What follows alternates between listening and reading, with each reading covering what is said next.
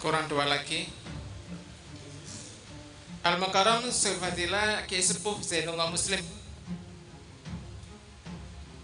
dihaturi ke depan.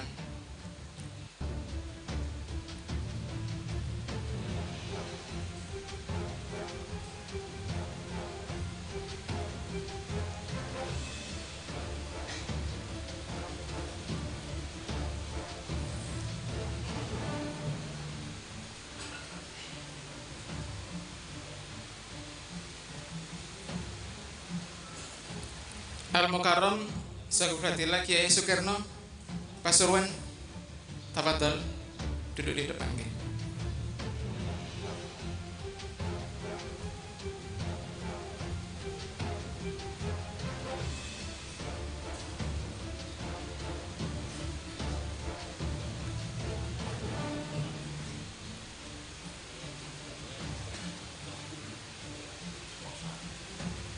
Kiai Fatoni mendampingi Kiai Sukir biar beliau tidak sendiri. Duduknya agak sulit ya, kalau di situ nggak bisa bergerak panjenengan. Ya, kurang satu. Gitu. Al-Mukarram Sulfatila Kiai Abu Inas di depan. Hari ini Al-Fakir mewakili Kiai Abu Inas ya. Karena beliau kurang sehat.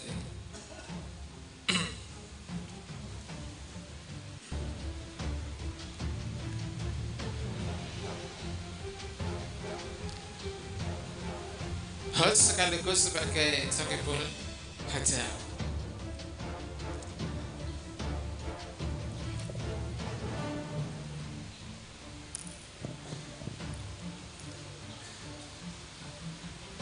Jadi yang kita garis bawahi adalah pertanyaan, adakah kepastian hukum dan kepastian keadilan di dalam KUHP baru. Ini kita garis bawah, di mana pada rapat paripurna pengesahan RKUHP itu dihadiri oleh 18 orang secara fisik hadir di forum. Kemudian yang hadir melalui virtual 108.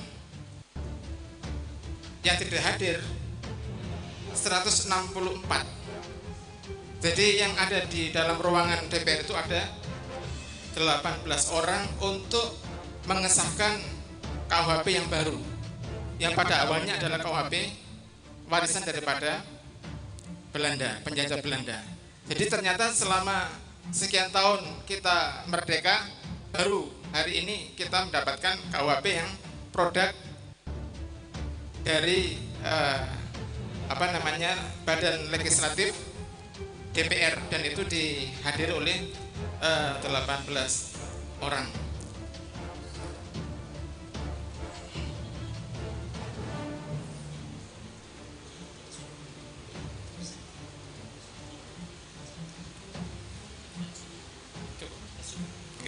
Kepada Al-Mukarram Sulfatila Kiai Abu Zaki Salahuddin Al-Ghazali dari Surabaya dipun aturi ke depan, masih ada tempat.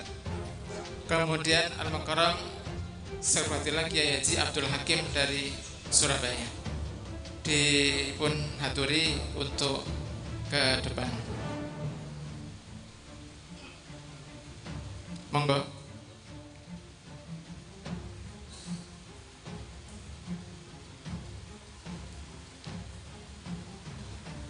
Baik, Al-Fakir lanjutkan sambil menunggu kepada beliau berdua bisa duduk di depan. Monggo diantar yang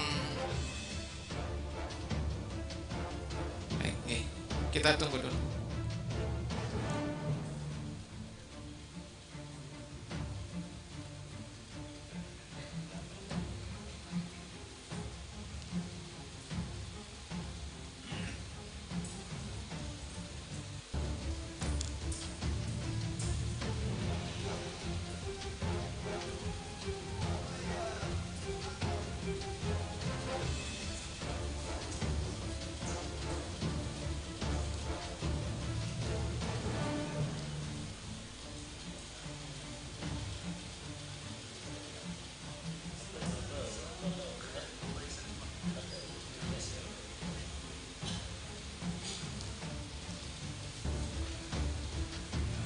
Baik, Al-Fakir lanjutkan.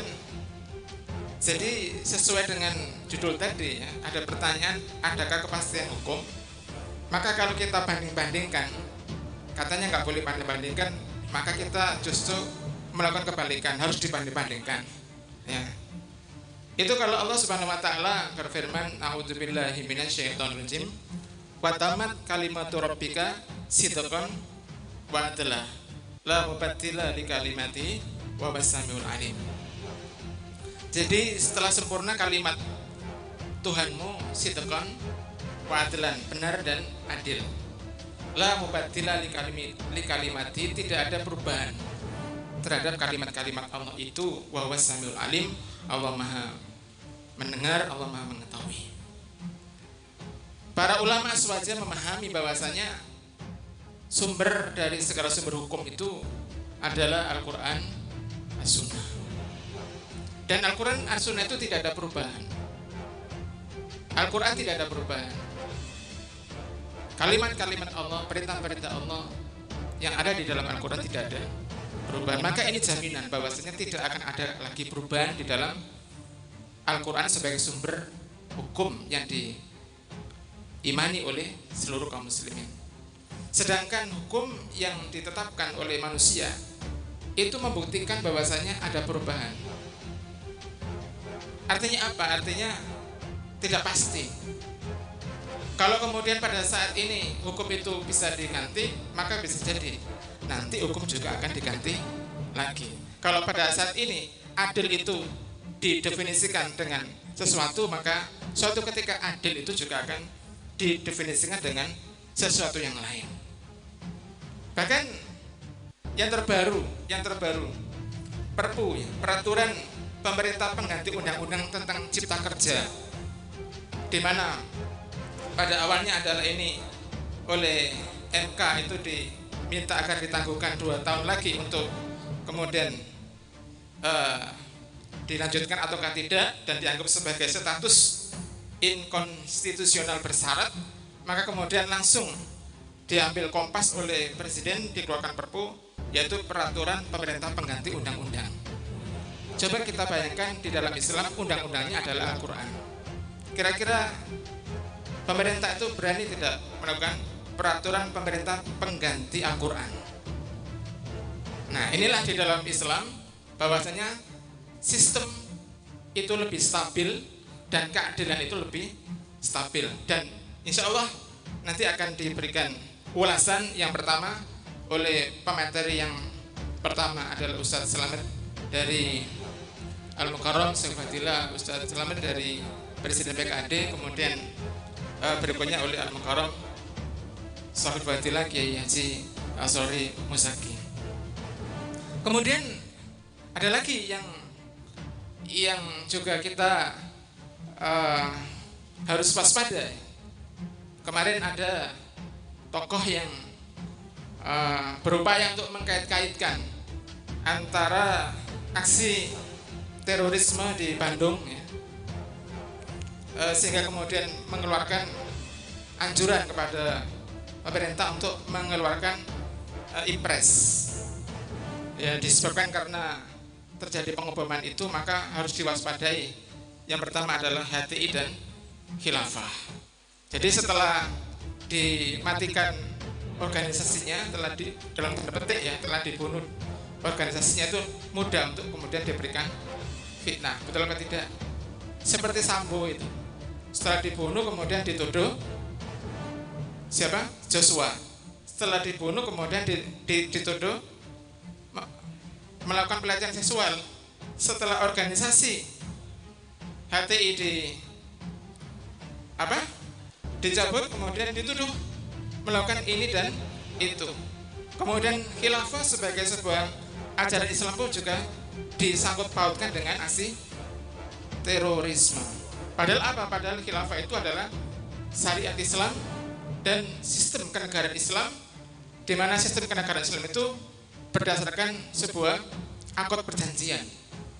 Sebagaimana Nabi Muhammad SAW ketika di Madinah melakukan akad perjanjian di Madinah yang disebut sebagai Misakul Madinah. Dan akad perjanjian itu terkait dengan loyalitas, keyakinan dan seterusnya, sehingga kemudian umat itu memberikan kepercayaannya agar diatur dengan hukum Allah Subhanahu wa Ta'ala. Jadi tidak ada kaitannya ketika terorisme itu kemudian nyambung ke khilafah, itu tidak ada kaitannya. Sebab khilafah itu adalah bagaimana menyadarkan kepada umat ini agar umat ini kemudian sadar agar diatur dengan hukum Allah Subhanahu wa Ta'ala. Maka ketika ini difitnah seperti itu, maka sungguh ini sebuah fitnah yang keji. Hadirin yang dirahmati Allah, masuk pada acara selanjutnya, yaitu sambutan dari Al-Mukarram Sahibul Fadilah Kiai Toha Khalili sebagai Sohibul Bait. Kepada beliaunya tafadhol masykurah.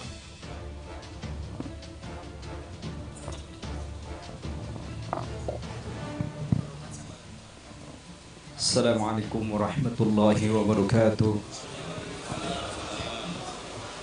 Bismillahirrahmanirrahim. Alhamdulillah alladzi an'ama 'alaina bi ni'matil islami wal imani wal ukhuwah wa alafa baina qulubina fa asbahna bi ni'matihi ikhwana. Salatan wa salaman daimaini mutalazimaini ala man la nabiyya ba'da Sayyidina wa habibina wa syafi'ina wa qurrati a'yunina wa maulana Muhammadin sallallahu alaihi wasallam wa ala alihi wa sahbihi wa tabi'in wa tabi'ihim bi ihsanin ila yaumiddin, amma ba'd. Ulama'ul kiram, ashabul afadil, para ulama, para habaib, para kiai, para sepuh, para asatid, ikhwani rahimakumullah, marilah kita senantiasa memanjatkan puji syukur kehadirat Allah Subhanahu wa Ta'ala atas segala limpahan karunia, nikmat, hidayah, riayahnya, sehingga kita pada kesempatan kali ini, yaitu tanggal 1 Januari, di mana orang-orang sedang hiruk pikuk dengan pergantian tahun dari 2022 sampai menyambut 2023, tapi kita menyempatkan untuk berkumpul, bertemu, muwajah, mujalasah di tempat ini semata-mata pertemuan yang hanya mengharapkan keridhaan Allah Subhanahu wa Ta'ala. Bahwa pertemuan yang seperti ini ibarat suatu alat, ibarat HP yang perlu pengisian baterai, pengisian watt. Tetapi kita adalah pengisian bagaimana ghidha'ur ruh, bagaimana jiwa kita, bagaimana fikrah kita, bagaimana hati kita diisi dengan apa yang dicontohkan oleh Rasulullah Shallallahu Alaihi Wasallam, bukan di bidang ibadah saja, bukan di bidang akhlak saja, muamalah, muasyarah, tetapi bagaimana agar senantiasa kita mempunyai pertanggungjawaban di hadapan kelak, yaitu di hadapan Allah Subhanahu Wa Taala ketika masa kita, kesempatan kita, kesehatan kita, waktu yang luang seperti ini dipakai untuk apa? Kita berada di bagian mana? Kita di posisi mana? Kita sebenarnya keberpihakannya kepada siapa? Maka ini adalah salah satu daya ungkit kelak di hadapan Allah Subhanahu wa Ta'ala. Kita sampaikan ketika itu, pada tanggal itu, pada saat itu, kita bisa mengungkitkan kepada Allah Subhanahu wa Ta'ala. Maka marilah kita bersyukur kepada Allah, kesempatan kali ini diberikan oleh Allah Subhanahu wa Ta'ala. Ini adalah kesempatan yang sangat mulia, yang sangat berharga. Kemudian yang selanjutnya, agar supaya kita bisa muhasabah, bisa mengkalkulasi, bisa kita menghitung di tahun yang telah kita lewati dan tahun yang akan kita hadapi, dengan harapan mudah-mudahan tahun yang kita lewati semuanya diampuni oleh Allah Subhanahu wa Ta'ala kesalahan-kesalahan kita, dijadikan pelajaran semua kesalahan kekeluaran kita, apa yang belum kita perbuat, apa yang belum kita sempurnakan.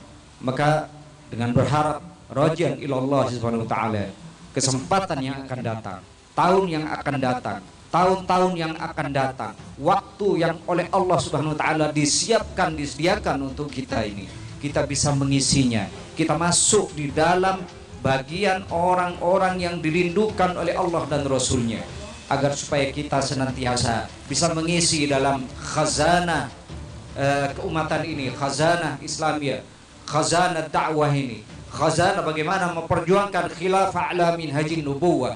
Karena tadi sudah disebutkan oleh muqaddim, berpihak atau menguntungkan salah satu pihak, tetapi di sisi lain merugikan, ya, bahkan menjadikan kelompok yang lain itu eksploitasi, menjadikan jembatan batu jembatan yang kita bukan saja dipakai untuk muasalah, tetapi punggung kita diinjak, kepala kita diinjak, bahkan kita pada saatnya ketika kita tidak dibutuhkan lagi dikubur hidup-hidup.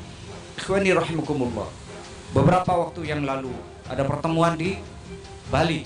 Di situ berkumpul dan difasilitasi oleh negara besar, negara yang selama ini menjadi kelahiran Rasulullah, negara yang selama ini menjadi tempat tumpuan orang-orang yang melaksanakan ibadah haji, yaitu rukun Islam yang kelima.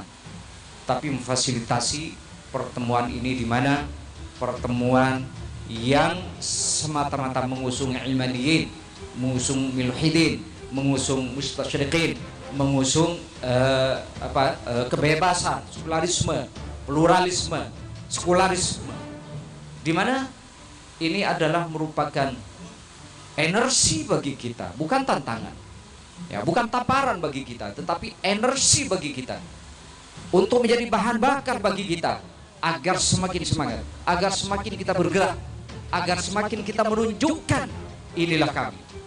Ini yang tidak kami bukan saja disetujui, tetapi inilah yang kami tantang. Dan solusinya, inilah solusi yang terbaik. Inilah solusi yang sudah dicontohkan oleh Nabi. Undang-undang, peraturan, qanun, nizam dari Allah Subhanahu wa ta'ala.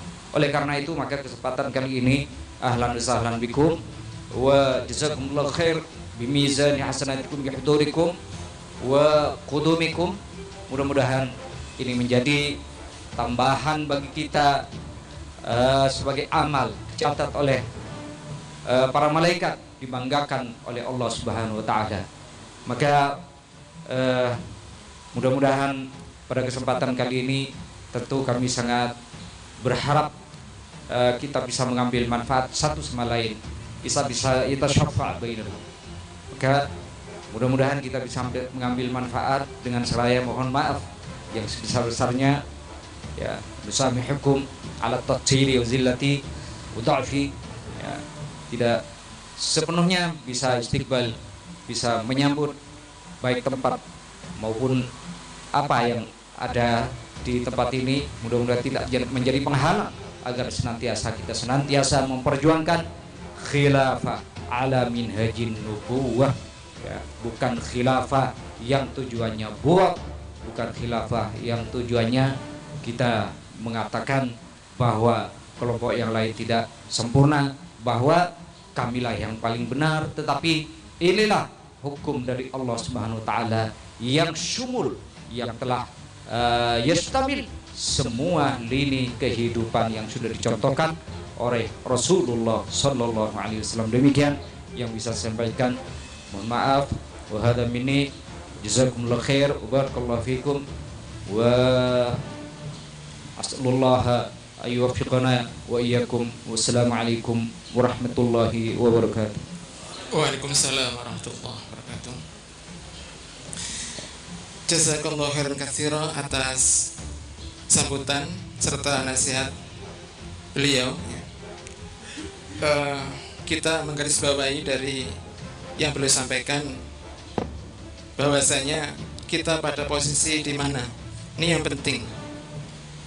Meskipun kita tidak sebaik para generasi awal, para sahabat, para khalifah yang mendapatkan petunjuk langsung dari Allah, langsung dari Rasulullah SAW, tetapi kita berharap kita dimasukkan ke dalam golongan beliau. alaikum bisunnati wa sunnati khulafa'ir rasyidin nahdiyyin fa'atu 'alaiha bin nawajid. Wajib bagi kalian untuk senantiasa terikat dengan sunnahnya Kanjeng Nabi. Salah satu sunnahnya Kanjeng Nabi adalah menjadikan sistem masyarakat, sistem negara itu adalah sistem khilafah. Kemudian dilanjutkan oleh Khulafaur Rasyidin yang menjalankan manhaj Nabi, menjalankan sistem pemerintahannya itu berdasarkan kepada wahyu Allah Subhanahu wa taala yang dicontohkan oleh Nabi. Kemudian Rasulullah memerintahkan kepada kita gigit sunnah itu dengan gigi geraham. Itu artinya apa? Dalam kondisi apapun, dalam kondisi lemah ataupun kuat, dalam kondisi sedikit ataupun banyak, kita diwajibkan oleh Allah Subhanahu wa taala untuk senantiasa terikat dengan sunnahnya Nabi dan sunnahnya Khulafaur Rasyidin. Dan insya Allah yang diperjuangkan oleh ulama-ulama aswaja di berbagai tempat yang kita lakukan itu semata-mata agar kita pada posisi itu, kita dicintai oleh Nabi dan kita dicintai oleh para sahabat yang luar biasa keimanannya, yang telah memberikan warisan kepada kita semuanya dengan warisan terbaik, dengan peradaban terbaik, yaitu Khilafah Rasyidah ala minhajin nubuwah. Ayyuhal ulama al-fadil rahimakumullah, masuk pada acara yang kedua, sesi yang berikutnya, yaitu paparan yang terkait dengan fakta tentang KUHP baru serta Perpu. Ada apa sebenarnya terkait dengan dua hal ini, dan akan disampaikan oleh Panjenengan Al-Mukarram Shahibul Fadilah Ustaz Slamet sebagai Presiden PKAD, dan kepada beliaunya tafadhol masykuran. Bismillahirrahmanirrahim. Assalamualaikum warahmatullahi wabarakatuh. Hamidanillah wa musallah muhasabah lil hukam anil hukam, mengkoreksi penguasa sebagai bagian juga tidak terpisah dari kewajiban amar ma'ruf nahi mungkar. Al-Fakir mengelola pusat kajian analisis data, menyelenggarakan diskusi setiap hari. Sampai Al-Mukarram Shahibul Fadilah Kiai Haji Thaha Khalili, istilahnya kalau orang Jawa itu mbelenger, mendapatkan WA blast setiap hari. Dan pernah ada seorang pemuda tanya kepada Al-Fakir, Ustadz, kok enggak bosen-bosen antum nyebar informasi mengenai berbagai tema, berbagai persoalan yang sekarang ini berkembang? Al-Fakir jawab, antum tinggal nikmati, saya siaran saja kok antum pegel. Wong saya yang siaran, buat linknya, buat konsepnya, hubungi pembicara sendiri, saya operasikan sendiri, saya hosti sendiri, dibantu oleh Al-Mukarram para ustadz yang ada membantu kita ini, infokom, karena sekarang itu gamannya, kata orang Jawa itu, senjatanya orang berjuang di era digital sekarang itu ya media-media begini. Karena ini adalah bagian dari bagaimana kita ini untuk melakukan ijadul ra'yul am, pembesaran opini. Salah satu diantaranya yang up to date menurut Al-Fakir sekarang, tapi Al-Fakir perkenankan untuk menjelaskan kenapa kok kemudian timbul persoalan-persoalan, termasuk akhir-akhir ini kita lihat banyak produk legislasi nasional. Yang terbaru adalah KUHP dan Perpu itu, Perpu Ciptaker. Sudah ada undang-undangnya Ciptaker, dikeluarkan amar putusan oleh Mahkamah Konstitusi. Tadi yang disinggung oleh Al-Mukarram Shahibul Fadilah Yai Heru Ilyasa, inkonstitusional bersyarat. Inkonstitusional bersyarat itu artinya disuruh dandani prosedur pembuatan perundang-undangan supaya bagus. Ini konsekuensi karena aturan itu kalau dibuat oleh manusia, kalau aturan dibuat oleh manusia, kalau manusianya tidak sepakat disuruh dandani, karena tidak sepakat dianggap tidak baik. Selama 2 tahun, belum berakhir ini 2 tahunnya. 2 tahunnya itu berakhirnya November 2023. Tapi buru-buru gak kuat ngempet dikeluarkan Perpu Ciptaker. Tadi malam itu saya sampai tertawa kepingkel-pingkel saya. Kok yo ada ya negara dikelola dengan cara yang ugal-ugalan ini. Dikira kita ini bukan orang yang berpendidikan ya, sehingga gampang diakali gitu. Dikira kayak dirinya, ya kalau dirinya kan nggak usah disebut gitu. Memang rejim ini kan dipertanyakan, apakah memang benar-benar pinter atau balul kan gitu. Ini yang tidak masuk akal. Tadi malam sampai kita ini ngobrol sama Dr. Marwan Batubara sama Victor. Victor ini orang Nasrani, seorang constitutional lawyer. Dia biasa mengkritisi produk perundang-undangan itu. Tidak habis pikir. Belum selesai dandani sampai November 2023, dinyatakan oleh amar putusan MK inkonstitusional bersyarat, harusnya fokus diperbaiki. Yang fokus perbaiki itu apa? Terutama perlibatan masyarakat yang menjadi korban dari Undang-Undang Cipta Kerja itu, para buruh terutama, karena ada klaster buruh yang ada di dalam Undang-Undang Cipta Kerja itu yang menjadi persoalan. Karena di dalam Undang-Undang Cipta Kerja itu ada sistem sekarang itu sistemnya diganti sistem kontraan gitu, diperbaiki dan berbagai hal-hal yang tidak menguntungkan buruh, karena teman-teman buruh itu menyebut ini kayak modern slavery, perbudakan modern, lebih kejam daripada, lebih tidak menguntungkan daripada peraturan yang sebelumnya, undang-undang yang dibuat sebelumnya. Dan sudah ketahuan, Menko Perekonomian sudah menyampaikan, Erlangga Hartarto itu, bahwa kepentingannya ini memang untuk genjot investasi, karena anggaran pendapatan belanja negara kita itu bertumpu kepada dua sumber besar yang sekarang ini banyak diharapkan. Yang pertama ekspor, yang kedua investasi. Tapi Faisal Basri kemarin menyampaikan investasinya itu sesungguhnya problemnya kualitas atau kuantitas. Ternyata Faisal Basri menyampaikan problemnya adalah kualitas. Secara kuantitatif banyak, tapi mutu investasinya itu dari sisi tingkat serap tenaga kerja. Harusnya kan setiap investasi dilakukan itu bisa mengakomodasi kepentingan tenaga kerja dan bisa memberikan kesejahteraan kepada tenaga kerja. Kalau melihat kondisi hari ini, buruh dengan berbagai demo yang dilakukan dan gugatan terhadap keberadaan Undang-Undang Cipta Kerja cukup untuk mengkonfirmasi bahwa ini tidak menguntungkan. Tapi sebelum sampai kepada persoalan yang terkait dengan Perpu dan persoalan yang terkait dengan KUHP, Al-Fakir ingin menjelaskan begini,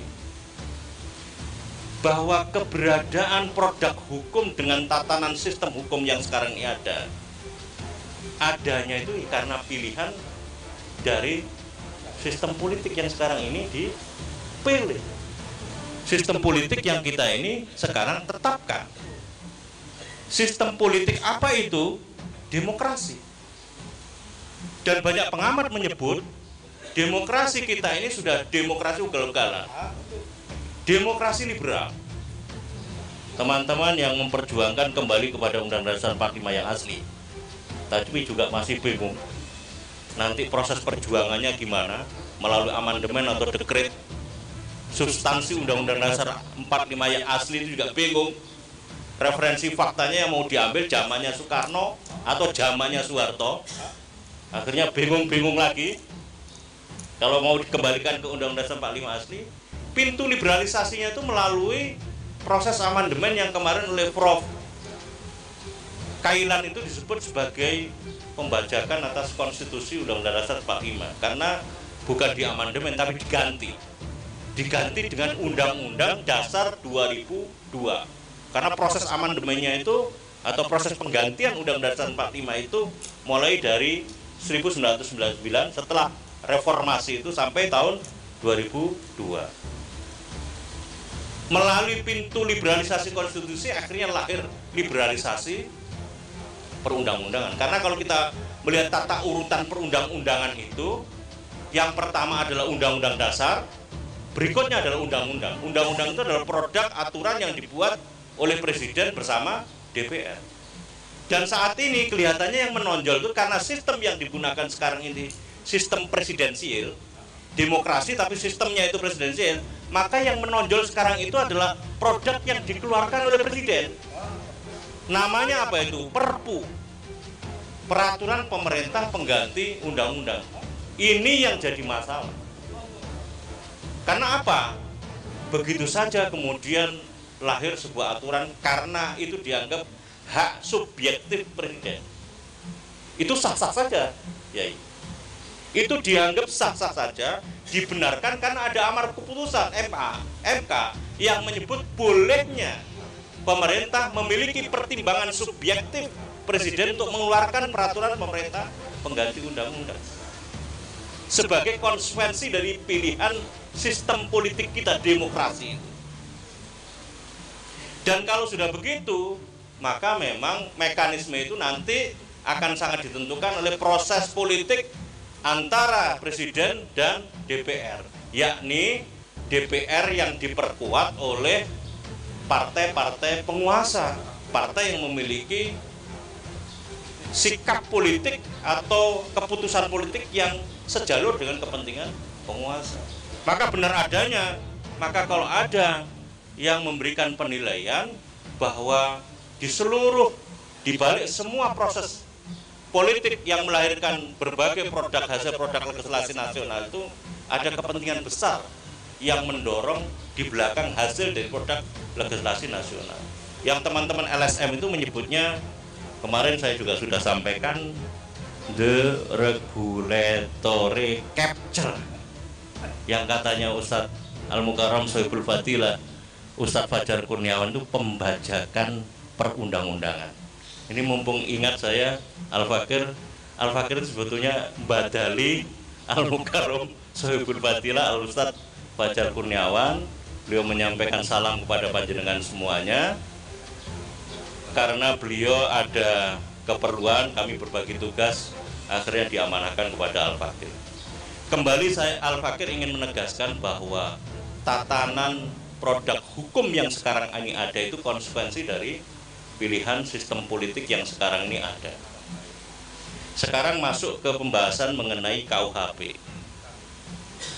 KUHP tadi disebut sesuai dengan judul, seperti apa kepastian dan keadilan KUHP sebagai satu produk perundang-undangan yang dihasilkan dari hasil rapat paripurna DPR RI kemudian disahkan oleh Presiden. Belum ada kepastian dan keadilannya, ya. Karena di dalam pasal 624 KUHP itu disebut bahwa materi pasal-pasal yang ada di dalam KUHP itu baru berlaku 3 tahun yang akan datang. Kemarin pengesahannya itu November tahun 2022. Berarti November 2022, November 2023, November 2023, November 2024, November 2003, November 2005, akhir tahun 2025. Ini yang kemarin itu memunculkan dugaan publik, ono opo wes dihadirkan produk perundang-undangannya, tapi kok baru berlakunya itu 3 tahun lagi. Si Victor, teman diskusi, Nasrani orang ini, constitutional lawyer beliau, menyebut bahwa di antara problem keberadaan KUHP dari sisi kepastian dan keadilan hukumnya, karena adanya pasal 624 berlakunya 3 tahun yang akan datang itu menyebabkan tidak bisa diajukan judicial review, tidak bisa digugat di Mahkamah Konstitusi. Jadi ini ada hasil produk legislasi nasional yang namanya Undang-Undang KUHP yang oleh pemerintah silahkan masyarakat, kelompok masyarakat manapun kalau tidak puas dengan isi KUHP mengajukan gugatan judicial review. Bagaimana bisa digugat judicial review? Karena masa berlakunya itu baru 3 tahun yang akan datang. Yang bisa digugat itu hanya pasal 624. Jadi kalau mau mempermasalahkan isi dari KUHP itu permasalahkan dulu pasal 624, baru bisa mempermasalahkan atau melakukan uji material pasal-pasal yang lain di dalam KUHP. Iki ono aturan, ono undang-undang, tapi isinya itu sudah banyak dipersoalkan oleh masyarakat, berlakunya tidak sekarang. Coba bayangkan, logikanya gimana ini? Logika kita sebagai manusia ini sudah hadir, manusia. Aturan bagi kalian yang isinya begini dan banyak yang protes begininya, tapi aturan itu gak berlaku sekarang. Engkok 3 tahun kas. Nek kon protes, nek awake dhewe protes engkok. Ojo saiki. Mergo saiki jek durung berlaku. 3 tahun lagi 624. Banyak yang spekulasi. Spekulasinya itu diantaranya adalah skenario perpanjangan jabatan presiden, penundaan pemilu 3 periode kepemimpinan. Saya tanya kepada Refli Harun, Bang, seberapa jauh kemungkinan kepentingan kembali kepada Undang-Undang Dasar 45 itu dengan kepentingan dibalik yang diinginkan oleh presiden kita? Bahaya, hati-hati. Makanya ini adalah sebuah peringatan bagi kita. Kalau mau berjuang itu harus benar-benar torekohnya benar-benar murni, sebagaimana yang dijelaskan oleh contohkan oleh baginda Rasulullah SAW. Karena persoalan perjuangan ini bukan persoalan eksas terhadap kenyataan, eksas terhadap persoalan sekaligus eksas terhadap solusi terhadap persoalan itu, tapi ini sesungguhnya terkait dengan keharusan kita mencontoh baginda Rasulullah SAW dan yakin betul akan pertolongan Allah Subhanahu wa Ta'ala. Ini problem diantaranya KUHP yang sangat naif. Pakar-pakar konstitusi juga heran, kok ada produk aturan seperti ini? Untuk kepentingan siapa sebetulnya produk-produk aturan ini, dan menjadi satu penolakan. Di antara Al-Fakir yang menjadi perbincangan adalah di dalam pasal 188 ayat 1 yang nyambung dengan berita kemarin soal adanya forum yang digawangi oleh ormas-ormas Islam, kerukunan beragama, yang mendorong agar ada inpres tentang apa? Pelarangan ideologi yang bertentangan dengan Pancasila. Pasal 188 ayat 1 itu menyebut mereka yang menyebarkan Leninisme, Marxisme, ateisme, saya tidak tahu apakah kapitalisme, liberalisme juga dicantumkan di situ. Ingat saya tidak.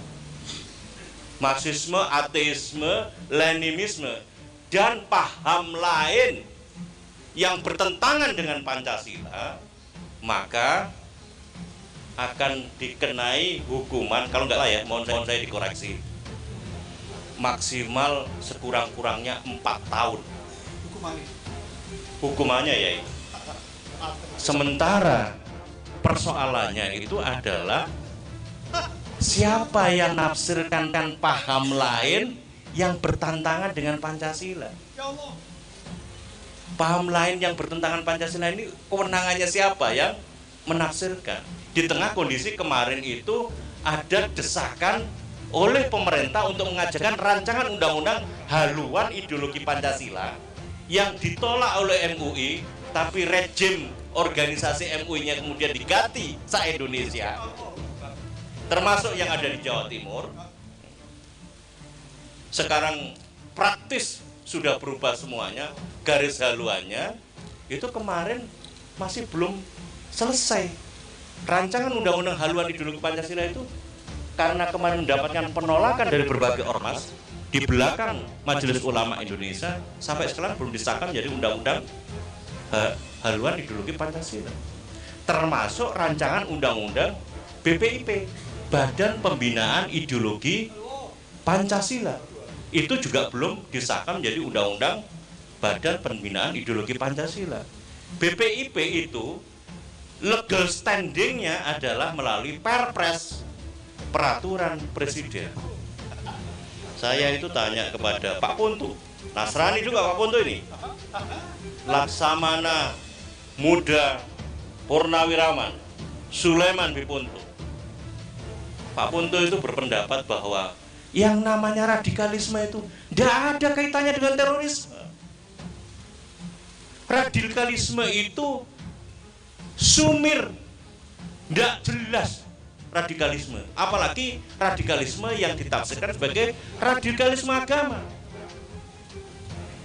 Pak Sulaiman Bipuntu mengajukan satu rekomendasi.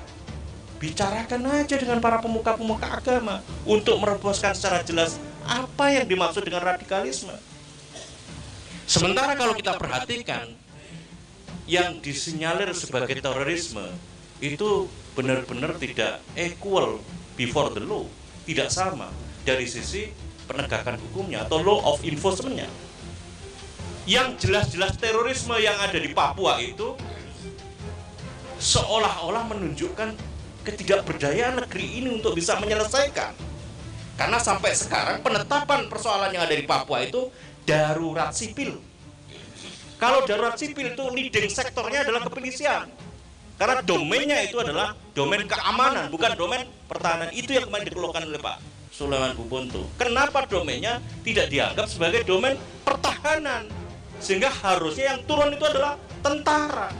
Karena ini menyangkut wilayah keutuhan Republik Indonesia yang diperjuangkan oleh para ulama dulu, oleh para mujahid dulu, dengan darah dan jiwanya. Kenapa hingga kemudian sampai sekarang itu tidak selesai-selesai persoalannya? Karena kalau turun militer itu, ini sudah siap ini. Siap dinarasikan pelanggaran hak asasi manusia. Ingat, Amerika Serikat sebagai negara utama yang mengendalikan berbagai negara dunia ini sudah sepertinya sempurna untuk bisa mengendalikan semuanya ini dengan berbagai bidang, dengan berbagai cara. Yang istilah yang lain disebut dengan asymmetry war, perang asimetri.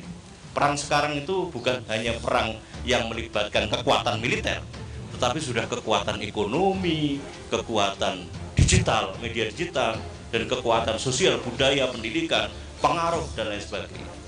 Ini yang kira-kira dikendalikan dan di-trigger oleh Amerika Serikat, yang kalau kita coba anatomikan kepentingan terbesar yang ada di negeri ini, yang direpresentasikan dari pengelolaan sumber daya alam yang ada di negeri ini, Amerika Serikat punya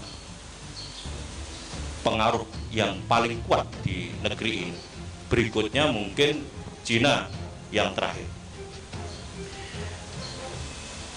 Ayyuhal ulama al-fadil rahimakumullah, berbicara masalah Perpu, peraturan pemerintah pengganti undang-undang sebagaimana yang Al-Fakir tadi singgung, ini benar-benar mengada-ada. Karena kemarin itu hasil tadi malam kita diskusi itu, ini berarti kalau upaya konstitusional yang kita lakukan harus disiapkan dua upaya. Sampai-sampai kita ini berpikirnya begini, upaya yang kita lakukan dengan melakukan gugatan itu kita gunakan sebagai wasilah untuk melakukan edukasi kepada masyarakat. Karena kalau memang nanti ini jadi, Perpu ini mau dikeluarkan, dan draftnya ternyata sudah dikeluarkan di JDIA itu, kita sudah bisa mendownload draftnya itu, pasti akan berpotensi menjadi undang-undang. Berarti langkah gugatan judicial review yang akan dilakukan itu, yang pertama melakukan judicial review terhadap perpunya itu sendiri, Ciptaker. Yang kedua adalah ketika dia menjadi undang-undang, maka yang akan dilakukan adalah gugatan judicial review kepada undang-undang Ciptaker hasil dari proses perubahan dari Perpu Ciptaker ini. Dan kalau kita melihat positioning Mahkamah Konstitusi yang katanya diagung-agungkan sebagai constitutional guardian, penjaga konstitusi, sejak revisi undang-undang MK kemarin, apalagi kita ngerti ketuanya itu adalah adik iparnya Presiden Jokowi. Kemudian kemarin juga ada hakim Mahkamah Konstitusi yang akhirnya diberhentikan. Kalau nggak salah namanya, tolong saya kalau salah dikoreksi, Aswanto. Diduga menurut beberapa amatan teman-teman, diduga itu dia karena menyampaikan mengenai pendapat yang berbeda yang memperkuat dan membenarkan ajuan judicial review terhadap Undang-Undang Cipta Kerja. Oleh karena alasan itulah lalu kemudian dia diberhentikan. Jadi dengan begitu, kalau ini nanti benar-benar terjadi, apa yang bisa diharapkan dari upaya hukum terhadap judicial review? Yang hanya bisa dilakukan adalah memanfaatkan setiap gugatan itu sebagai media pendidikan kepada masyarakat. Tidak ada yang lain kecuali itu. Karena mereka ini juga ancang-ancang.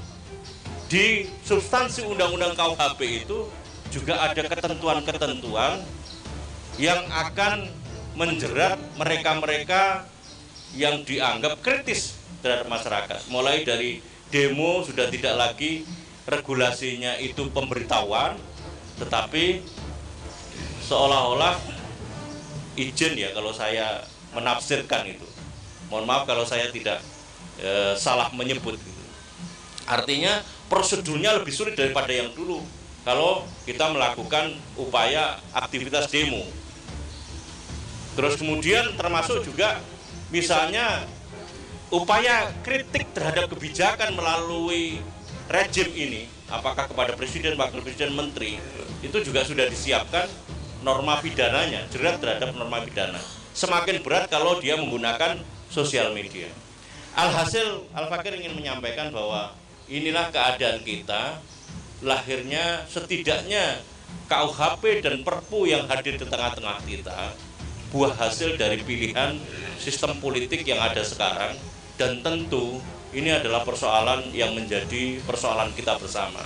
Bagaimana kita semuanya ini sadar untuk menyadarkan kepada masyarakat, kepada umat tentang realitas persoalan yang berkembang sekarang ini bukan persoalan parsial, tapi ini persoalan sistemik yang melibatkan tatanan sistem. Atau katakanlah ini adalah persoalan sistemik yang tidak bisa tidak diselesaikan kecuali ada solusi yang hadir secara sistemik. Dan sungguh Islam itu adalah solusi sistemik yang hadir di tengah-tengah kita, tinggal kita mau atau tidak, dan meyakinkan para penyelenggara negara itu agar mau mengambil sebagai solusi atas persoalan yang sekarang ini hadir di tengah-tengah kita. Ihdinas siratal mustaqim, billahi taufiq wal hidayah. Wassalamualaikum warahmatullahi wabarakatuh. Assalamualaikum warahmatullahi wabarakatuh. Jazakallahu khairan katsiran kepada Al-Mukarram Sohibul Fadilah Ustaz Selamat. Ada satu yang Al-Fakir garis bawah tadi, istilah pembajakan perundang-undangan. Dan yang menjadi pertanyaan, tapi tidak perlu dijawab, jika kemudian protes dari masyarakat itu digugat melalui judicial review ke MK, lalu kemudian MK memutuskan sebuah keputusan, lalu dibuat lagi perpu untuk pembatalan keputusan MK. Nah ini bagaimana? Bulat lagi, ya, bulat lagi. Kemudian para hadirin yang dirahmati oleh Allah, ini yang menjadikan garis besar kita tentang betapa rapuhnya sistem perundang-undangan yang dibangun dari sistem demokrasi, di mana keadilan serta kebenaran itu ukurannya senantiasa berubah-ubah sesuai dengan definisi masing-masing. Adil menurut rakyat belum tentu sama adil menurut oligarki. Maka siapa yang paling kuat, di sanalah yang paling mempunyai kemungkinan untuk mengarahkan sebuah definisi tentang adil. Maka ini juga semakin meyakinkan kepada kita sistem itu yang adil adalah yang dikeluarkan dari yang maha adil, sehingga yang maha adil itu tidak mungkin berbuat zalim kepada kita. Dan Allah Subhanahu wa taala yang maha adil itu telah memberikan sistem terbaik pada kita, yaitu berupa sistem Islam. Dan inilah yang seharusnya terus-menerus untuk kita sampaikan. Apalagi tadi disampaikan tentang demo, harus ada pemberitahuan. Pasal 255, apabila tidak ada pemberitahuan bisa diancam pidana paling lama 6 bulan.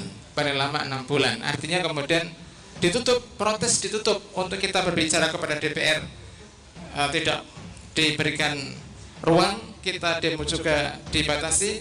Maka di saat ini tidak ada yang lain kecuali kita harus melakukan perubahan dengan menyampaikan hal ini, keluh kesah kita kepada Allah Subhanahu wa taala, serta memperjuangkan agar syariat Islam segera tegak sehingga ukuran tentang adil itu menjadi tepat, menjadi baik. Allahu Akbar.